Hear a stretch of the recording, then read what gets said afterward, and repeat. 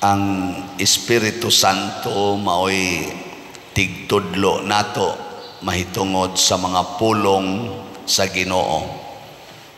Mauna nga si Jesus niingon, kung magsulti mog dautan batok sa anak sa tao, pasabot batok ni Jesus, pasayloon rata niya. Pero kung magsulti tag dautan batok sa Espiritu Santo, di kita mapasaylo. Ngano man, kay ang pagsultig dautan batok sa Espiritu Santo mao ang pagsupak sa pulong sa Ginoo. Mas importante para ni Jesus ang iyang pulong kaysa iyang pagkatao. Ngunang nisugot ra siya ang iyang pagkatao, biay-biayon, tamayon niya ang iyang lawas isip tao, bugal-bugalan, bunogon, o ilansang sa cross. Pero matod pa niya, kung di mo mutuo nako, tuuhi ang akong mga pulong. Ngano man, kay peligro kaayo nga maimpirno ta tungod sa pagsupak sa pulong sa Ginoo. Kay ang iyang pulong, espiritu o kinabuhi niya. Kundi na ta musubay, aadto na ta sa kadautan o sa kamatayon. Sige, lingiay mong tupad na sige kag sugot sa sugo sa Ginoo. Ano bang pulong sa Ginoo? Sige kag sugot ana. Kay kita ra ba kusog kay tang musunod sa pulong sa tao na karon padahon sa kumpanya sa eleksyon sa barangay, daghan kayong mga pulong nga buhian ang atong mga kandidato o mga kandidata para sa posisyon sa barangay. Daghan kay silang mga pulong nindot kayo na adiha gipamutangan ng ilang mga tarpulin. Nindot pa kayong basahon. Ayaw nagtuhoi, wa nay klaro. Pero kung ang pulong gani sa Ginoo mo'y imong mabati, kana tuhui dayon na. Diri sa unang pagbasa, si Abraham gitawag og amahan nato nga espirituhanon. Nganuman, nganong espirituhanon, kay ang iyang pagtuo sa pulong sa Ginoo milabaw sa tanang mga tao sa tibuok kalibutan. Giingnan gud siya nga mga nakagdaghan kaayo niya, 98 na iyang edad, ang iyang asawa 90 na sad ang edad, wa lang gyapon mamabdos. Pero ang giingon sa Ginoo, sukad pas ilang pagkaminyo, niingon na ang Ginoo, mga nakagdaghan kaayo. Kamo maminyo mo 25 ang edad nya, moabot na lang kag 90, wa lang gyapoy anak, pero sigihan kag ingos Ginoo, mga anak lagi mo daghan. Mutuo pa ka? Tubag? Yaw lang mo diya. Tuo ba ko? Di man gani mo mutuo, ing daghan gani kag kwarta, ing non gani kapalit og slot, di man gikamutuo. Na anagida ni mong kwarta ba? Anag yung kwarta, yung palit og slot, tag 100 ramaning holy pads. Di gyud mo palit. Nya na kay kwarta, sobra sa 1 million, ingnon kang palit kag disap investment slot nato. Di lang yapon mo tuo. Istorya ra ng Padersiano. Kani magong pulong sa Ginoo mga igsoon, mailhan na nato. Kay dili raman ka nang gisuwat sa Bible. Dili raman na mo'y pulong sa Ginoo. Matod pa diri sa atong ebanghelyo, ang pulong sa Ginoo pinaagi sa Espiritu Santo. Ingon bitaw siya, kung ikiha mo, ayaw na lang mo kaguol unsaon ninyo pagpanalipod ang inyong kaugalingon. Ang Espiritu Santo maoy mohatag ninyo sa mga pulong nga angay ninyong isulti. Karon unsaon man nato pag ilang nga pulong na sa Espiritu Santo ang pag-ingon, palit mo slot. Unsa mo na, pulong ni Father Siano o pulong sa Espiritu Santo? Niya, nituman mo na. Tuman, ayos sa noon. Unsa may unang timailhan nga pulong sa Espiritu Santo? Una, makapalambo sa simbahan. Simbahan ba? Makapalambo sa simbahan. Kaya ang simbahan, mauman ang buhi nga timaan sa presensya sa Ginoo. Mauman ni ang atong gitawag og barko, arka, or sakayan nga nagbiyahe sa kalibutan padulong ngadto sa kahimayaan.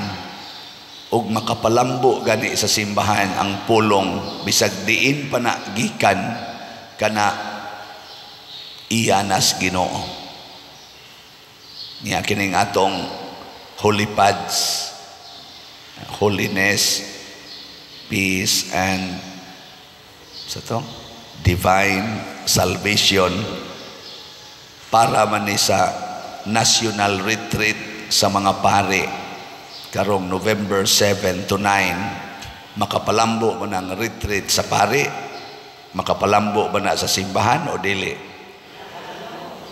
Palit dayon mo. Kapila man ka mo palit? As long as you have the money. Dili kay kausa lang, dili kay kaduha lang, dili kay katulo lang, endless of times. Kay ang pagtuman sa sugo sa Ginoo, dili sad kausa lang nya humana, dili. Matud pa ni Kristo, hangtod gyud sa katapusan. Mao ginay pagtuman sa pulong sa Ginoo. So salamat sa nagpatalinghog sa pulong sa Ginoo na natay halin sa Holy Pads, niabot na o 68,237 kaslats. 31,000 ang pagpaksata. 31,763 na lang ang nahibilin. Dool-dool na ba lang mga duha na lang kasimana. So hot doon tananig palit 31,000. Nya naasad tay 30 slot challenge, 3,000 pesos. As of yesterday, niabot na sag 763 ang atong 30 slot challenge. Pakpak na sa ta. Ang atong investment slot kaning DSAP na tag 500,000 pesos per slot with 25% interest rate per annum. Nagpabilin pa nga naatay balansi na wap mahalin 56 slots. Kung mahalin ning tanan, mahimo na gyud tang mabungahon. Gahapon ato nang gitagaan og partial payment ang atong owners diha na 24 million.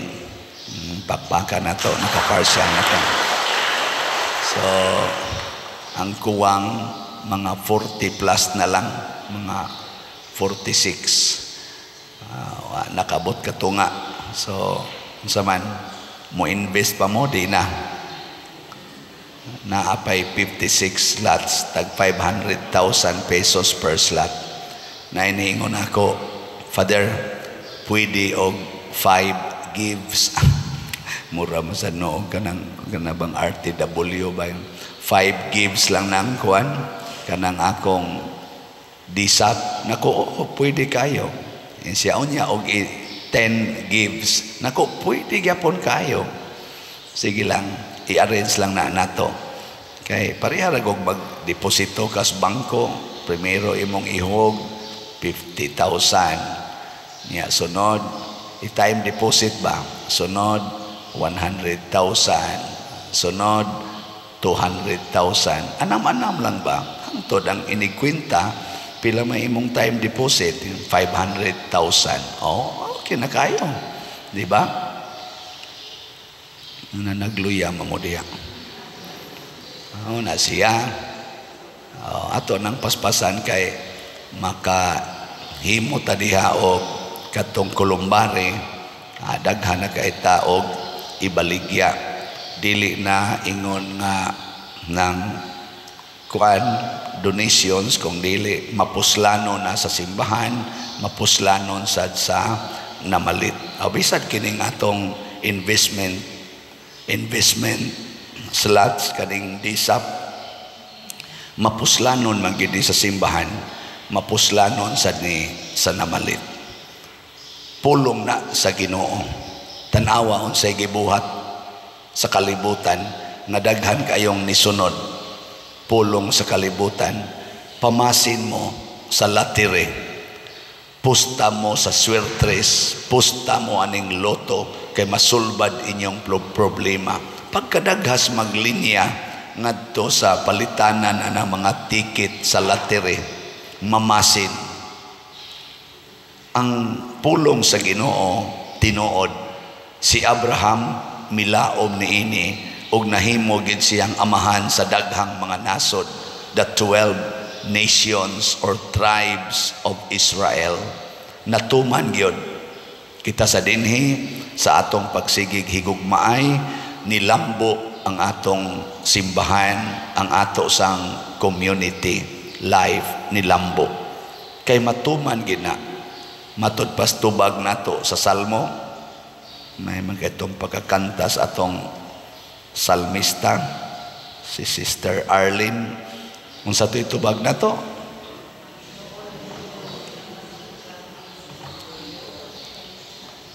Way klaro gumbol-gumbol mamudiya. Ang Ginoo na hinumdom sa iyang kasabutan hangtod sa kahangturan. Dili bakakon ang Ginoo. Inig-ingon niya, unsay imong gihatag ngadto sa imong isig katao, unsay imong gihatag sa simbahan, ako ng balusan o gatusan kapilo, di gina bakak. Ikaw niya, Pader, wag na malagi hinoon may bugas. Sige lang, padayon lang, padayon. Ako bitas una, trabaho ko sa land bank. Ingon na ko, salamat Ginoo, luwas na gid mi sa kalisod. Na-paralyze din akong papa. Lord, ayuha taon akong papa kay naglisod naman mi ani. 1989 na nahitabo.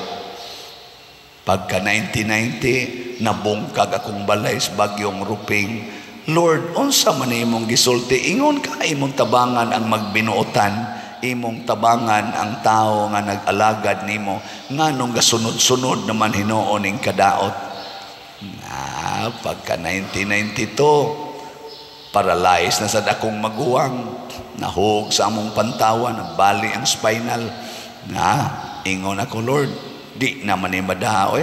Wa man unta ko magbinuang, wa man unta ko maghimog dagkong mga sala.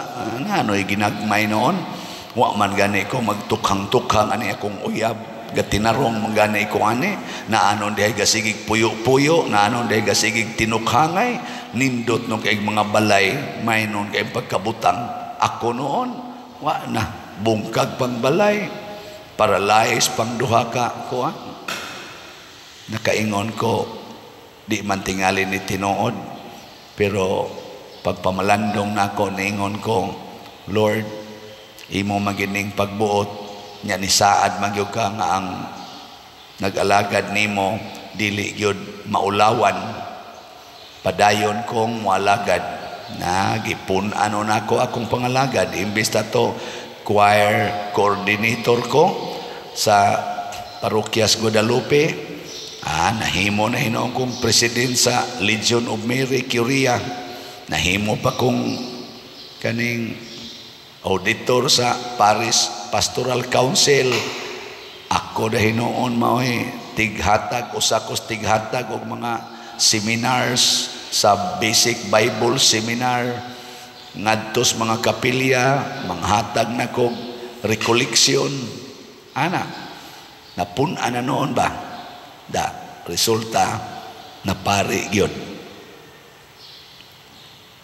Anong tutok mamunako? Mamao man akong iyagian. Nya, natuman ba ang ingos Ginoo nga di yun magkalisod ang magsunod niya? Natuman wa? Purting tumana hangtod pagod ang daghan nga katawhan nga naglisod nakatabang-tabang pagita. Hasta pas kalisod sa atong Archdiocese, labi na atong pagtukod sa Kapilinya di Fatima kanang naa sa San Remigio, nakatabang ang akong pagsunod sa Ginoo, labi na gyud pag-ingos Ginoo, pamaligyag slat. Dinhi sa atong simbahan, nindot na kay atong simbahan, bisag gamay ra ni pero nindot siya tan-awon tungod gyapon ni sa slat-slat, pabaga snaong. Karon pabdayon kog baligyag slat, nihunong man wala pa may halin ning atong o pa man mo increase ning atong 56, maintag mahurot na ni kahalin, pero tuog yun ko na dili tapakyason sa Ginoo. Ug mao kini ang pagtuo nga bisan pagpatyon ta, padayon unta tang motuo nga naagyoy kinabuhi nga way katapusan. Bisag maghilak na ta, motuo gid ta nga ang Ginoo muhatag gid nato kalipay. Na ini text nako, Father, din agid nako magwanta ning akong kalibin, bisyoso pa, mangulata pa gyud. Nako live-in raman mo, buwagi lang na siya, kay wa man na maigo sa sugos Ginoo siya. Naa naman may mga anak, Father, maluoy masakos akong mga anak nga way maila nga amahan. Nako mas mayo pag ang mailhan sa imong mga anak ang amahan dito sa langit kaysa kanang amahan nga nagdahan nimo padong sa impierno. Wa naman mo takes nako, yawanon man sa tingay to siya. Basig niingon sa ito, di madawi, di mada. Ambot lang kano, nituman ba to siya? Or wa na lang sa siya ganahin ng tubay nako. Kaya mura magsakit-sakit akong gisulti nga maadto sila impierno niya. Lab man kuno kay niya, bisan kuno mga lagom iyang naong, lab magyud kuno to niya. Nako, pakasal lang mo. Di man sa kuno magpakasal ang laki. Be ka mo anak, unsaon man na ninyo, in love kay kaslaki na namoy anak, nya nakaamgo ka nga sala di ay nya di sad siya gusto magpakasal kay manuyopay man nya tura sa laing mga babaeng gipang tukhang-tukhang nya love magyud kay nimo saman makigbuwag ka o makigunong ka ng lakiha. Bahala na mo diya, wa ko'y labot sa inyong kinabuhi. Sige na, manindog na ta.